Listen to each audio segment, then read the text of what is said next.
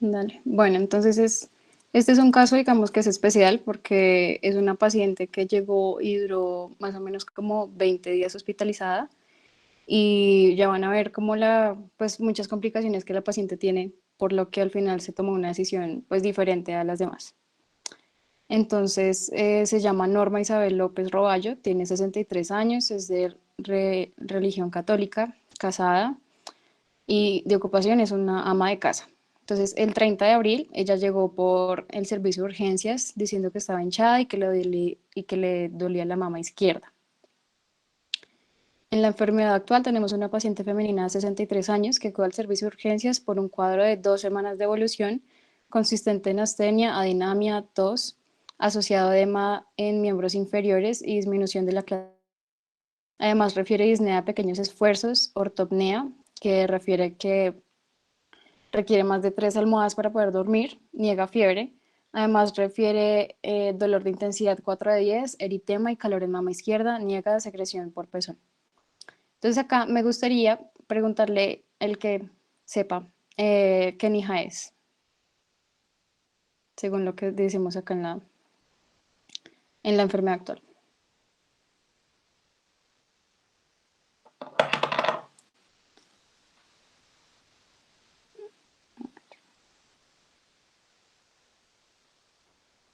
Sofía Pachón. Val un 2. Sí, súper. Entonces es una disnea de pequeños esfuerzos por esos dos. Listo. Siguiente. Entonces, patológicos tiene la verdad bastante cosas. Entonces, empezamos por una insuficiencia cardíaca crónica, en donde tiene, además de la misma insuficiencia cardíaca crónica, tiene una insuficiencia mitral funcional moderada a severa, una insuficiencia tricuspidia moderada, que en agosto del año pasado pues tenía una FABI del 35%. Además, tiene hipertensión arterial de estadio 2, que también tiene una cardiopatía dilatada de etiología mixta, de la cual es hipertensiva, metabólica y taquicardiomyopatía.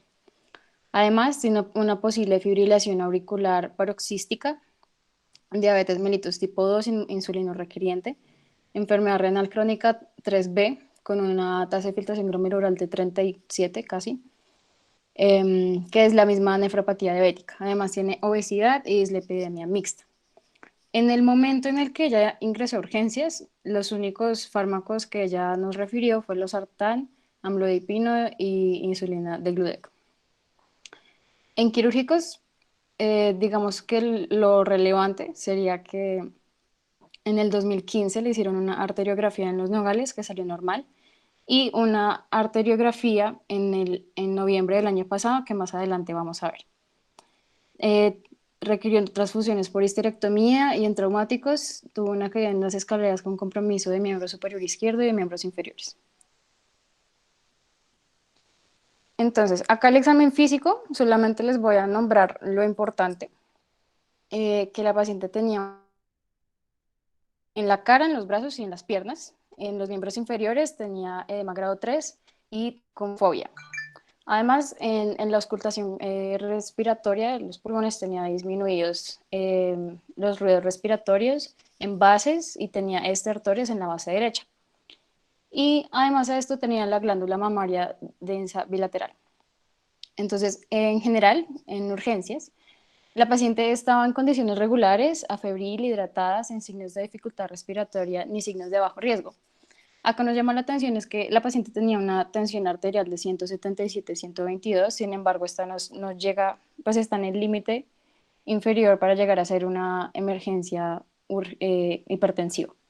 Tiene frecuencia cardíaca de 91, no tenía fiebre, tenía una frecuencia respiratoria de 21, estaba taquipneica para su edad, tenía una saturación de oxígeno de 93 con una FIO del 0.21, que para Bogotá digamos que está normal, pues un poco baja, pero normal.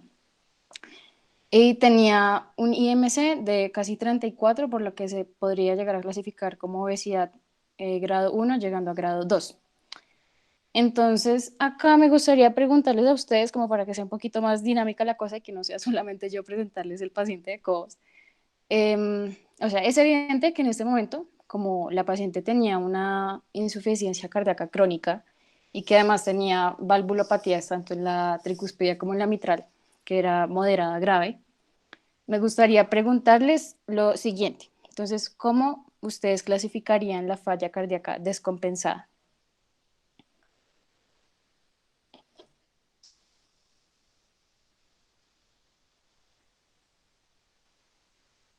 Hugo Andrés,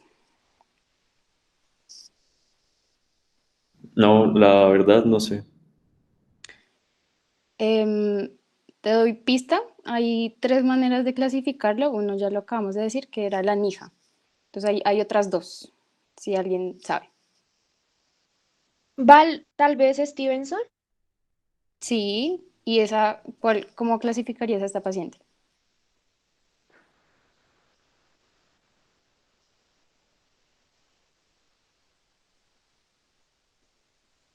Vale, pues puedes quitar por favor lo amarillito y ver otra vez todo el examen.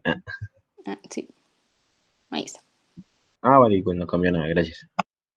Sí, solamente tapó el paciente con signos regulares. Un B.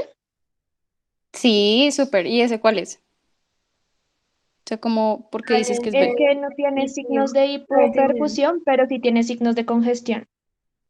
Exacto, entonces ese es el húmedo caliente. Entonces vemos acá la tensión arterial está bastante alta. Entonces ahí diríamos que está caliente. Y tiene edema, o sea, casi que está en anasarca. Entonces, pues evidentemente está húmeda. Y falta una clasificación que muchas veces a uno se le olvida. ¿Cuál será?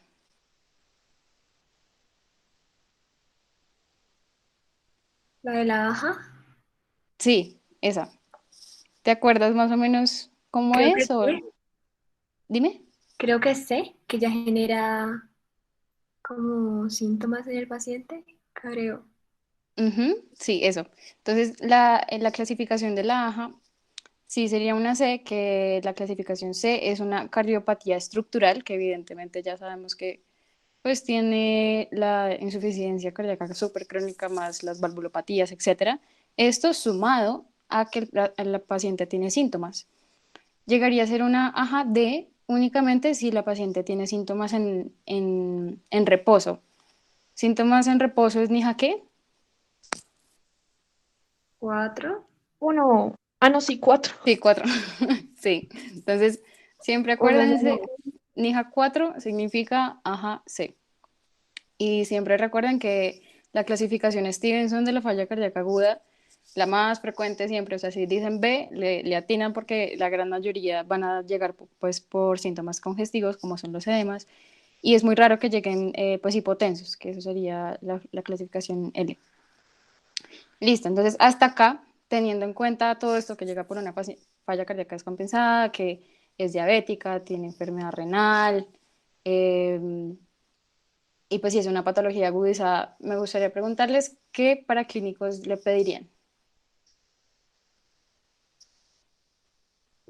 El electro y el eco son fundamentales. Sí, sí. ¿Qué otro se te ocurre? Pero yo creo que ahí, digamos, porque, o sea, lastimosamente, mejor dicho, esa es una respuesta, siento que fácil, ¿no? O sea, es como, obviamente, esto toca pedir un electrocardiograma, pues digamos, de rutina, casi a todos los pacientes, y un ecocardiograma, pues por la evidente falla, ¿sí? Pero digamos, yo creo que enfoquémonos un tris más en, o sea, digamos que seamos organizados. Entonces, el paciente llegó, digamos, yo no sé, a urgencias, ¿cierto? Exacto. Entonces, ¿qué es lo primero que, antes de pedirle el eco de una vez, que le vamos a pedir, digamos, como de rutina? Cata, ¿qué piensas? Pues es que digo esos dos porque en lo poco que, que tuve de rotaciones, la doctora nos enseñaba que si tienes un paciente así, el principal es que les pidas el electro y el eco y después si vayas viendo cómo se te vayan ocurriendo lo demás. Pero sí, como dicen, también le pediría troponinas y de pronto, ¿Para qué pides troponinas, digamos? pues porque el hecho de que me salgan elevados o nuestros biomarcadores, pues me va a indicar em, como la conducta a seguir con el paciente. Cata, y digamos, según la clínica del paciente, la paciente llegó por que estaba hinchada y le dolía la mama izquierda. ¿A esa paciente le pedías troponinas? La verdad, yo no se las pediría como Por- de primera. Yo sí se lo pediría porque una de las causas de agudización de una falla cardíaca puede ser un infarto, entonces tal vez sí se las pediría. Pero, ¿y el electro? Pero, o sea, sí el infarto, pero si me dices que llega hinchada y por dolor en una mama izquierda, lo primero que yo pienso no es que la paciente me esté llegando a infartar. Aparte, digamos que tengamos en cuenta que este paciente también con los antecedentes tiene una disfunción renal, ¿no? Entonces, eso también puede subir las troponinas, digamos que, entre comillas, falsamente, que puede que no. Pero entonces, digamos que alguien más opina algo de las troponinas. Digamos, yo no se las pediría porque sí, ya sé que tiene falla. O sea, digamos que con todo el historial de ella, ¿para qué troponinas? O sea, ya sé que hay un daño cardíaco. Yo le pediría más el pro-NP, NP y con el electromiro si hay infarto. ¿Alguien Ujú. opina algo más? Ah. ¿O qué otro se les ocurre? Sí, pobre Cata, que Yo la estoy de cogemos ahí. acuerdo con, yo estoy de Di, acuerdo María con Silvia. Daniel. ¿Ahí me escuchan? Sí. Ujú. Bueno,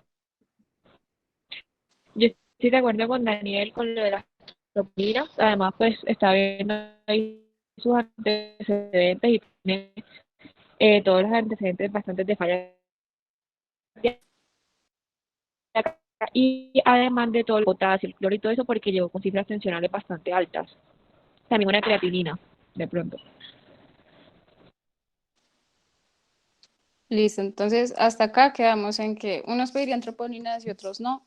Dani opina lo de Dani, ¿tú pedirías BNP o NT pro BNP? Xperia BNP, ¿no? Es como el más usado y creo que es el que hay en Costa. Bueno, listo. Y además función renal, em, Clara pediría electrolitos y el electro y el eco. Así quedamos. ¿Alguien más quiere pedir otra cosa? O sea, de verdad, como yo le pediría, exacto, sí, yo también le pediría glicemia por la obesidad, ¿cierto? La glicada, a ver si está bien controlada diabetes o no, ¿no? Claro. De pronto a ver si eso también tiene que ver ahí con lo del infarto. El hemograma no se lo niegan a nadie, también eso es súper importante. ¿Mm? Y ya, ¿qué más se nos escapa? No creo que nada, no, bune, creatinina. Y ya, sí, creo que ya. ¿Alguien más? De pronto se me está escapando alguno.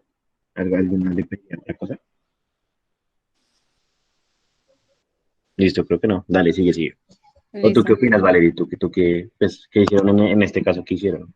Listo. Entonces, en este caso, bueno, acá lo que dijimos sería Nija 2, Stevenson B, Aja 3. Ajá, sí. Entonces, primero, antes de llegar allá, acá les hago un super paréntesis de los paraclínicos con los que ella llegó, porque acuérdense que muchas veces, digamos, llega el paciente de urgencias y llega con la hermana, con la tía, lo que sea, y les muestran ahí como, ay, mira, mi hermana tiene tal cosa. Entonces, acá les voy a mostrar súper rápidamente un eco que a ella le hicieron en agosto del 2020 para ir pues en cronología. Ay, bueno, esto no me dejó. Bueno, entonces esta es una vista de 4 cámaras. Los dejo ahí, primero que lo ven así. Entonces, primero acá. Quiero que vean que normalmente, pues esta válvula se debería mover, ¿no? No se mueve casi que absolutamente nada, no se acuesta, es lo que nosotros es para arriba, esta sería la izquierda y esta sería la derecha, o sea, todo es al revés. Entonces, esta sería la válvula mitral, en donde vemos que casi que ni se mueve y la sangre que pasa es mínima. Entonces, acá ya podemos observar tanto la insuficiencia, pues acá podemos ver es la insuficiencia mitral moderada severa, y además que este ventrículo izquierdo está impresionantemente gigante y casi que ni se mueve, o sea, cuando hace la contracción, pues muy poquito, acá no se mueve nada. Y además tiene dilatación biauricular. Ahí lo ven. Listo, entonces acá lo único raro, en agosto tenía una FEBI del 35%. Ahora, esta es una arteriografía coronaria que le hicieron en noviembre del 2020. Acá me gustaría que ayer vimos esto. Entonces, el que quiera, dígame a ver si ve algo raro, alguna estenosis, como que, no sé, el que quiera, que ayer lo vimos. Pero pon el video, ¿no? Ah, sí, perdón. Ya, es que no me deja.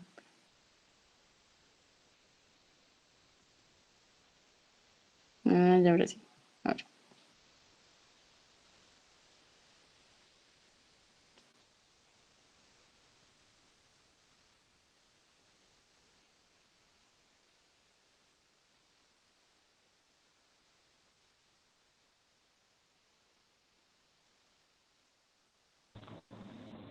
Val, Ujú. Dime, ¿será que lo puedes como ir parando? pausa. Sí, a ver, ahí, ay, espera. Ay, Jesús, espera. La tecnología me atropella un poco. Ya, a ver ahí.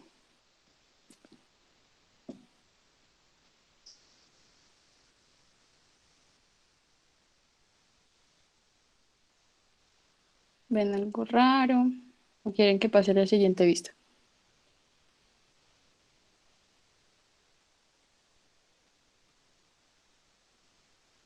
Bueno, vamos a ir a la otra.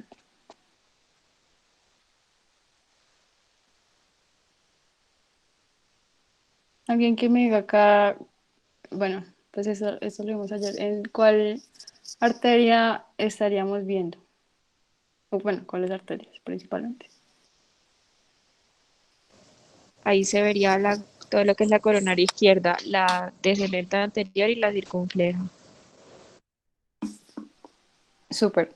¿Y ves algo raro?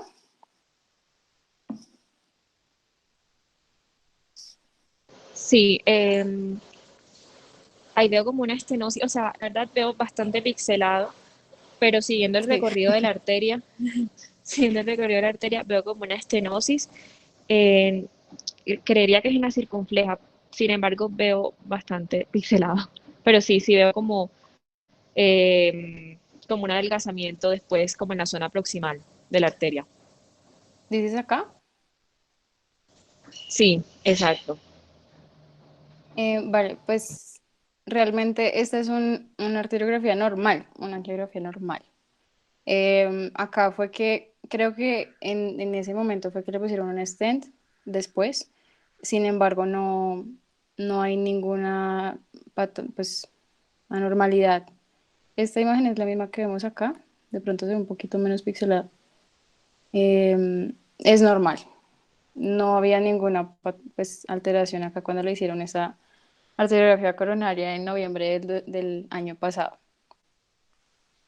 Pero vale, una pregunta. Ahí tenía un stent ya puesto en esa zona. Sí, Ok. vale. Listo, entonces ahora sí, esto como un poquito esto. Ay, no, bueno, no sé por qué se puso eso. Ahora sí llegamos a lo que a ella le pidieron ya cuando llegó allá a urgencias. Entonces, empezamos por el NT Pro BNP, no le pidieron BNP solito y es, bueno, o sea, lo normal para la edad de ella, siendo mujer, es de pues menos de 900 y en ella está casi que en 14.000. Entonces, evidentemente, pues estamos en una falla cardíaca con una hipertrofia ventricular impresionantemente alta y por eso es que se ve ese ProBNP tan alto. Le pidieron también las troponinas en Cobos, sin embargo, salieron normales. Eh, y mira que no, o sea, no hay un cambio así súper significativo, pues según lo que decía Dani, de la enfermedad renal, etcétera. Pero pues como ella llegó por un cuadro que no era de tipo dolor torácico anginoso, pues no, le salieron normales. Se le hizo también un hemograma que salió normal. El ionograma tenía sodio, potasio, cloro y calcio. Todos salieron normal. También le pidieron la glucosa al azar, tenían 75, que me parece muy raro con esa, o sea, ya de tratamiento para la diabetes, solamente tenía una insulina preprandial, entonces no era como que tuviese un súper manejo, pero bueno, tenía una glucosa normal, un poco baja para tener ella diabetes, ¿no?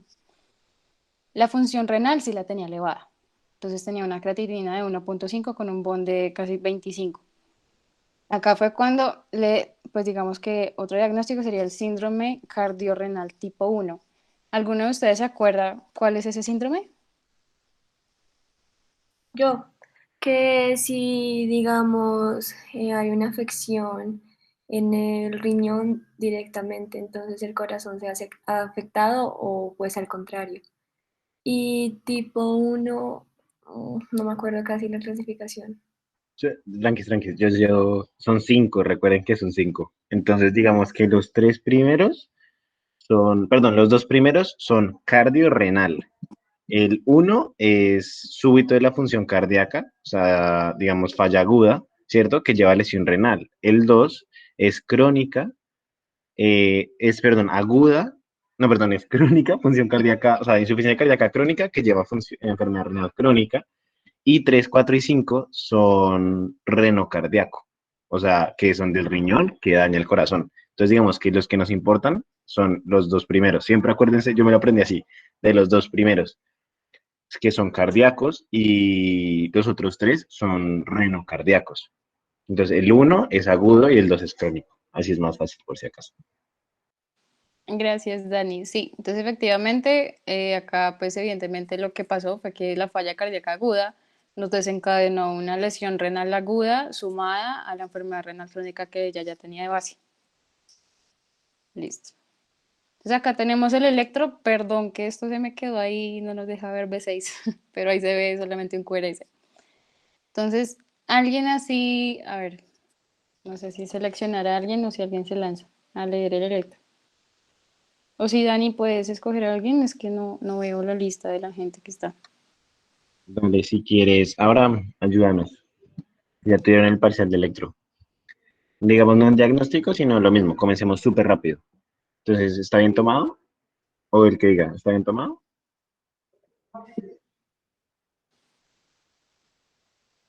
Muchachos, súper rápido, súper rápido. Listo, está bien tomado. Ritmo, ¿qué ritmo es?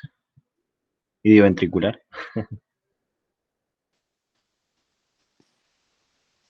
Súper, ritmo sinusal. Frecuencia. Ah, bueno, rítmico, ¿no? Sí, rítmico. Sí, yo lo veo como La rítmico. frecuencia está como en 75 más o menos. Listo, súper. Entonces, frecuencia normal, perfecto. PR está bien, ¿no? No está ni muy largo, ni muy corto, ni nada. ST, no es cierto, no hay elevaciones del ST. No. Onda T, En varios no se ve, en otros se ve aplanada y en otros se ve como poquito invertida. ¿En cuáles ves la invertida, Sofi?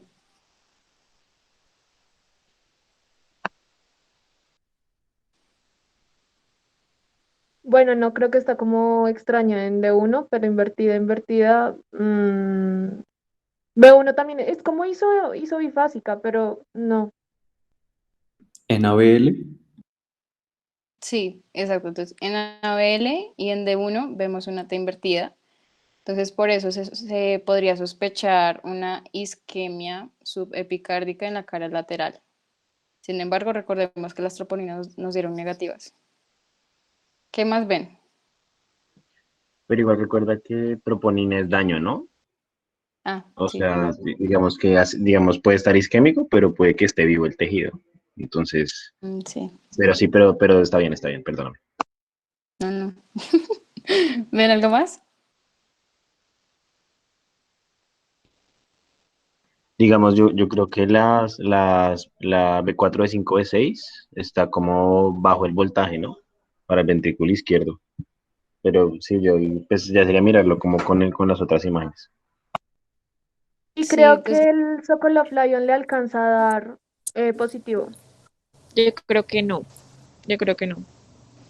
Porque si contamos B1, 1, 2, 3, 4, 5 y nos vamos a B6, que se ve un poquito, mm, ya, Pero en B6 no está lo suficientemente elevado. exacto, Pero sí, no sé si era en 6, B5 o B6. sí, sí, sí, sí. Pero mira que en B6 está en B5 está 1,5 y en B6 también está 1,5. Y en B1, que es como, y en B1 está 5, 1, 2, 3, 4, 5. Hay 5, 5 y más 6 más 1,5 da, ¿qué? 6,5. Entonces, más o menos son 7 cuadros grandes para hipertrofia ventrículo izquierdo. O sea, no, no, digo yo acá, no sé Pues, qué opino. Valerie, ¿tú qué opinas? ¿Se habló eso? ¿Se habló eso? ¿No se habló eso? Entonces, acá lo que pasó fue que, o sea, acuérdense que no siempre vamos a tener todos los criterios y, digamos, o sea, teniendo en cuenta que la paciente, o sea, acuérdense que uno no trata para clínicos, ¿no? Uno trata la clínica y el paciente. Entonces, primero teniendo en cuenta toda esa insuficiencia cardíaca crónica que tiene la paciente con la insuficiencia mitral, la insuficiencia tricuspidia, más la agudización, es evidente que la paciente tiene que tener algo en los ventrículos, ¿no? Entonces, recuerden como lo que yo les explicaba a las chicas de mi semestre la vez pasada, era que todo lo que esté pasando en el ventrículo se ve en dónde, en la R. Y todo lo que está en la R se me va a reflejar en las S, en las derivaciones contrarias. Tengo con la hipertrofia ventricular izquierda en B6 se me va a reflejar en las S de B1 a B3. Eso es lo que vemos acá. Entonces, allá sí se reportó una hipertrofia ventricular izquierda. Sin embargo, pues, o sea, pues no se ve acá B6, pero sí alcanzaba. Y pues ya vamos a ver en las imágenes siguientes el eco, también hay una resonancia, para que veamos esa hipertrofia ventricular izquierda bastante grande que ya también vimos anteriormente en la eco de noviembre no mentira, de agosto del año pasado. Entonces, conclusión, tenía hipertrofia ventricular izquierda y se veía una isquemia en la cara lateral. Listo, esta es la radiografía. Alguien así rápidamente, que ve raro. Hay tres cositas. Lo primero es el tamaño del corazón. Sí, entonces cardiomegalia. Eso, así abajo diría que grado 2 grado 3. Listo, esa es una. Otra cosita que se ve ahí. Santiago dice derrame bilateral. Súper, tiene derrame pleural bilateral. Y otra cosita, Y radiopacidades en el parénquima, ¿no? sí, la Del lado paciente derecho. tenía, mira acá también, tenía signos de hipertensión pulmonar.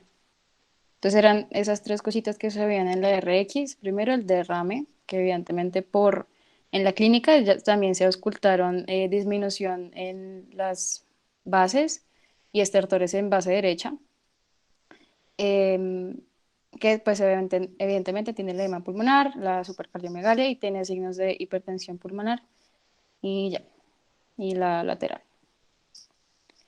Listo. Este fue el ecocardiograma TT que le hicieron en marzo 26 allá.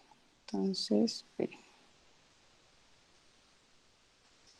Val, si quieres más que mostrárnoslo, porque no hemos visto la sesión les de digo, eco. Exacto, dinos, porque ya se nos está acabando el tiempo. ay, ya, ay, Dios mío. No, no, pues Bueno, digamos que queda como media horita, 20 minutos, pero pues digamos que bueno, o sea, no vamos a ser entonces, capaces de verlos aún bien, entonces. sí, listo. Entonces, veámoslo acá en cuatro cámaras. Ay, que es más bonito. Ya. Acá vemos cuatro cámaras, lo que les dije, todo al revés. Entonces, esto es abajo, esto es arriba, esto es izquierdo, esto es derecho. Válvula mitral, válvula tricuspidia, ventrículo izquierdo, ventrículo derecho, aurículas. Vean que todo este ventrículo casi que ni se mueve, o sea, mueve casi que menos en comparación con el que habíamos visto antes. Entonces, conclusión, acá que había. Entonces, primero el ventrículo izquierdo con una hipertrofia y acá, importante, que de agosto a marzo de este año ya tenía una FEBI de 17. Entonces, pasó de una FEBI de 35 a una FEBI de 17 casi que en menos de 6 meses. Perdón, en menos de casi, no sé, 8 meses. Además tenía hipoquinesia generalizada, tenía el ventrículo derecho aumentado de tamaño, no, perdón, el ventrículo derecho estaba normal, tenía la insuficiencia tricuspidea moderada, además de la insuficiencia mitral moderada a severa, tenía alta probabilidad de hipertensión pulmonar y dilatación severa vía auricular. Eso es lo que vimos ahí en ese eco. Entonces acá, importante, lo que les digo, la FEBI disminuyó bastantísimo. Además de lo que nos importa acá en esta paciente es la insuficiencia mitral moderada a severa, acá me faltó a severa, que es funcional. ¿Alguno me recuerda qué significa que una valvulopatía sea funcional u orgánica?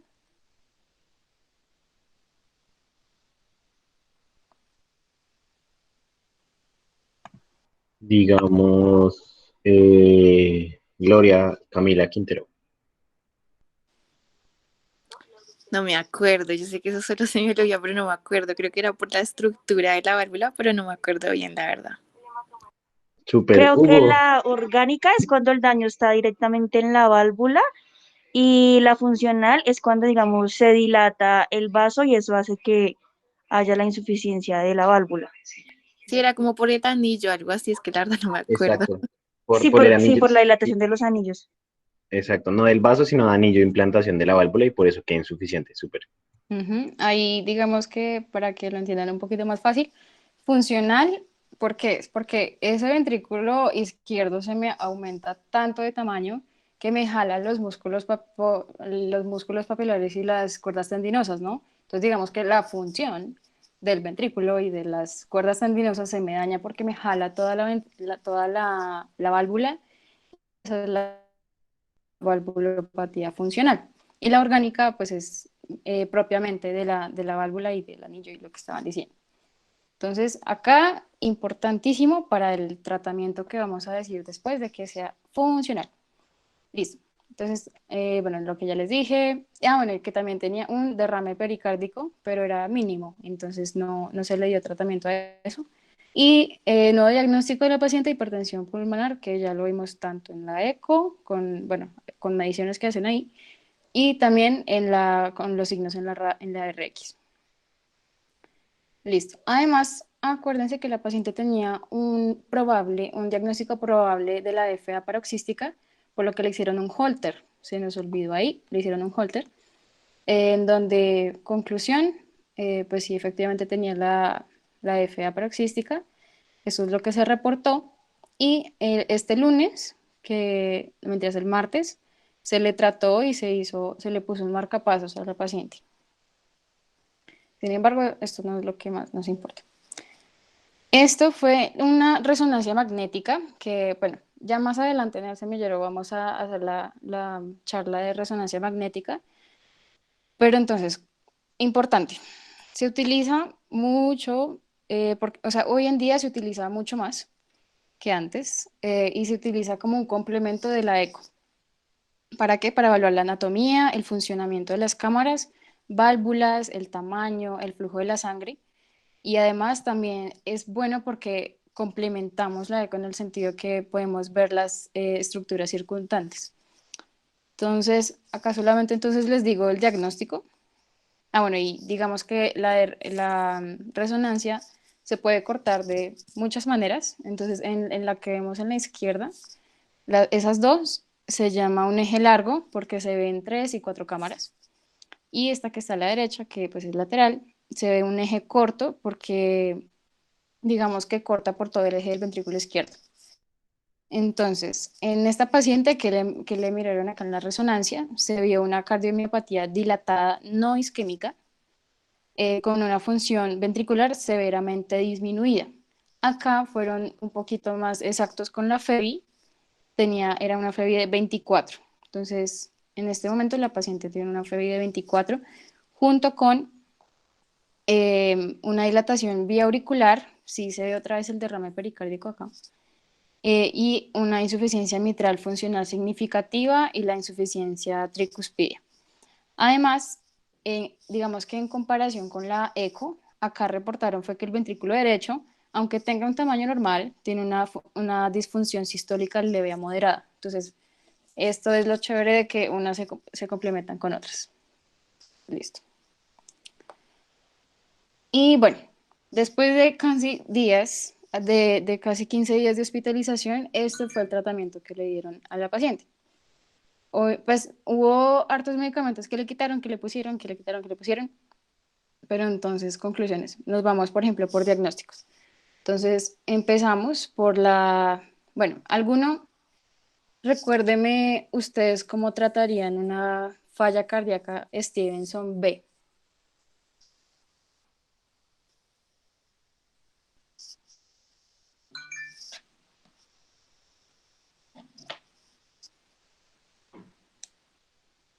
Vasodilatador y diurético. Te falta uno que es súper importante, que se le da a todas las fallas cardíacas. ¿El ARNI? Inotrópico. No, y no. El ARNI va bien después. ¿No inotrópico o sí inotrópico? No me acuerdo. Pero bueno, se O los voy a sea, decir. beta. Sí, es beta, el beta bloqueador. Entonces, bueno, conclusión, a esta paciente que le dieron furosemida de 40 miligramos vía oral cada 24 horas. Le dieron sacubitril valsartán 200 miligramos cada 12 horas con carvedilol 25 cada 12 horas. Tomado la espironolactona 12,5 miligramos día. Y eso fue lo que le dieron pues para la falla cardíaca.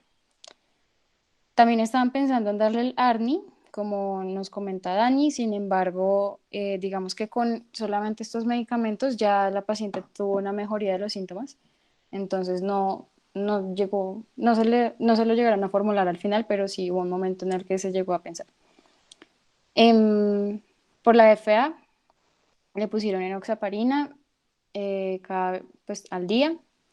Y acá le modificaron, sí, ese tratamiento que tenía súper malo de la diabetes, le cambiaron la insulina de Gludec 12 unidades en la noche, junto con empaglifosina, 25 miligramos día, y ella también tenía la dislipidemia mixta, entonces le pusieron atorvastatina 14 miligramos día. Em, ¿Alguno de ustedes le cambiaría algo? ¿Le gustaría quitarle, ponerle?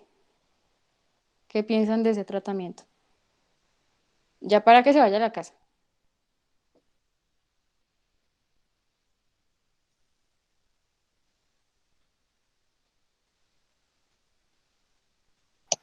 Pues para irse a la casa, yo pienso que de pronto la enoxaparina, pues hay que cambiársela porque eso es pues inyectado y ya creo que con la insulina tiene suficiente.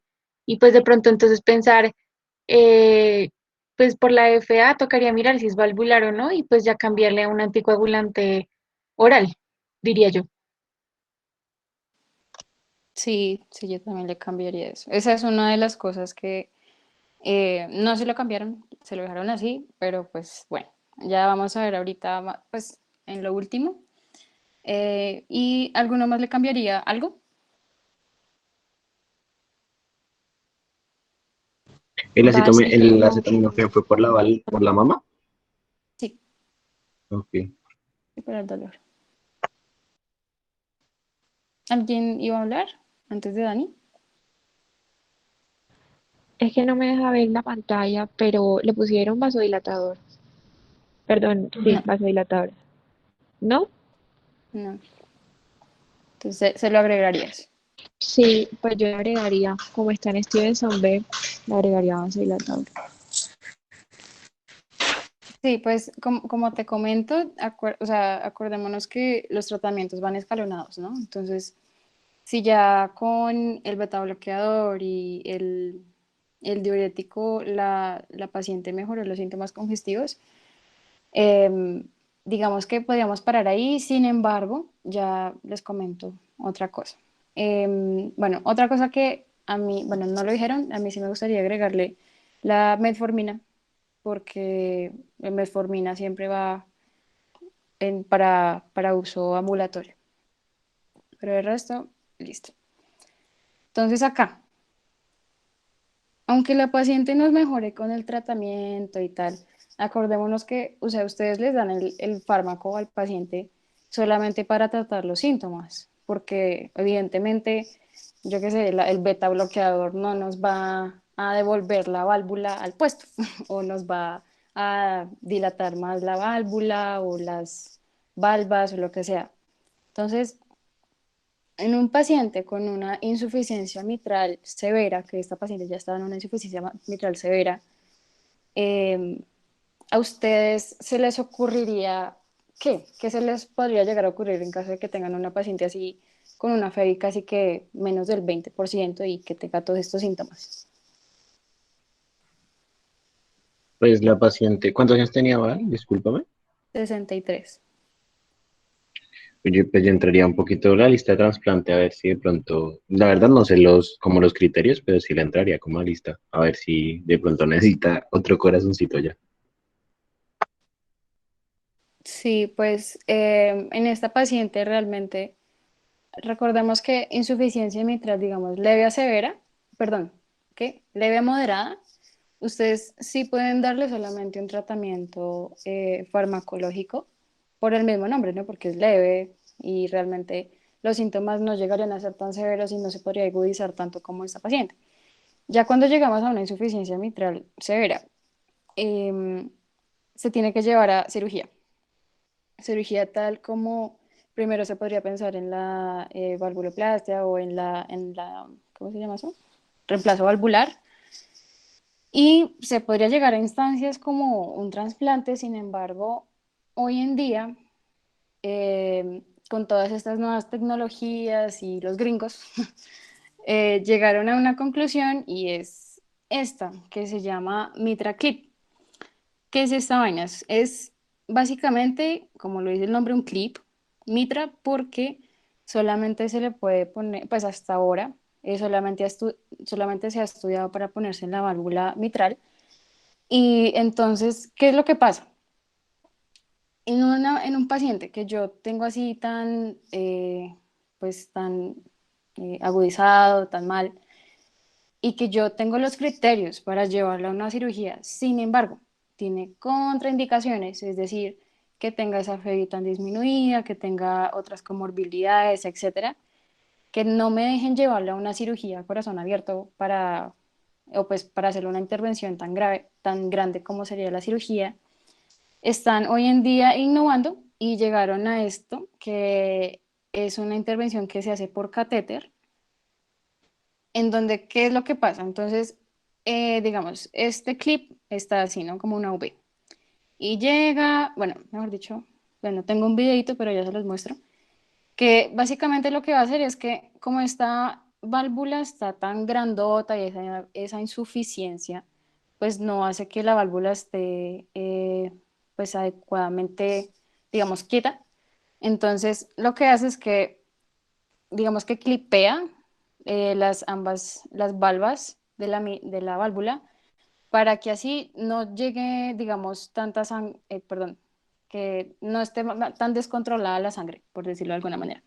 Entonces, espérense que yo creo que el videito se los explica mejor. Yo creo que ahí no escuchan, pero bueno. Entonces, este es el Mitra Clip que se inserta por catéter, como nos mencionaba ayer Clara. Puede ser por vía radial o por vía femoral. Ahí nos están mostrando como el instrumento como tal. Es innovador porque en Estados Unidos se empezó a utilizar en el 2017. Que realmente es una técnica pues nueva. Entonces, lo que pasa acá es que llega y me perfora la aurícula derecha o izquierda. Esperen. Bueno, acá llega, pasa el catéter. Bueno, sí, la izquierda. Me pasa el catéter y se devuelve la guía y ya llega a lo que es el mitraclip. Entonces, esto digamos que llega y se dobla en 90 grados y ahí se empiezan a ubicar para que eso tiene que estar exactamente a 90 grados para que pueda hacer el clip adecuadamente. Entonces ahí están haciendo como que se ve la insuficiencia. Baja el mitraclip y sube otra vez y ahí entonces digamos que me coge ambas valvas y eso lo cierra. ¿Qué es lo que pasa acá? Entonces eso ya se queda ahí y con el tiempo lo que pasa es que eso pues llega al tejido cicatricial y eso ya pues se me hace una cicatriz ahí en la valva y hace que mejore esa insuficiencia mitral. Bueno, ahí es como si lo estuvieran como volviendo a colocar y ahí ya queda. Entonces, digamos que es para que esa insuficiencia, solamente lo que les digo, solamente se puede poner en insuficiencias, no se ha estudiado ni en estenosis ni en otro tipo de válvulas. Y acá nos muestra cómo se hace la cicatriz y ahí ya queda. Entonces es como si al final la, la válvula quedaría como con dos agujeritos y si ven ya queda mucho más controlada el paso de la sangre. Entonces digamos que esta es una medida un poco más conserva, bueno, bueno, whatever, para que no hacer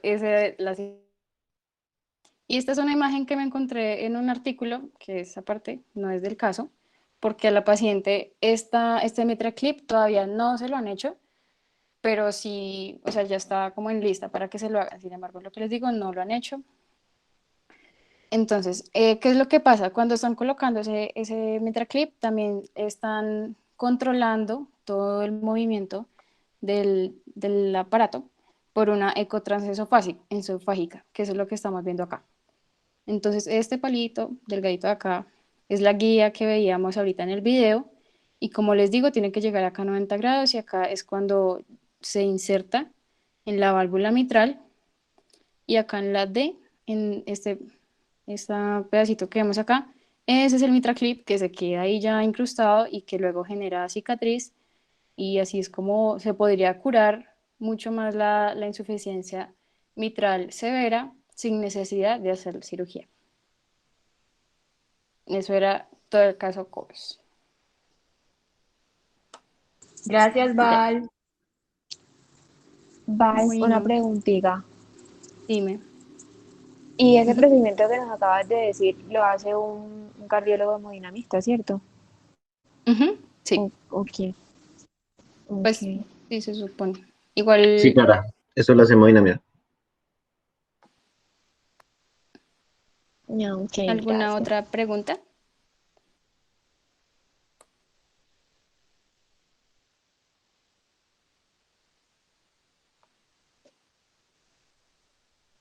No, vale, No está vale todo súper, esto. muchas gracias.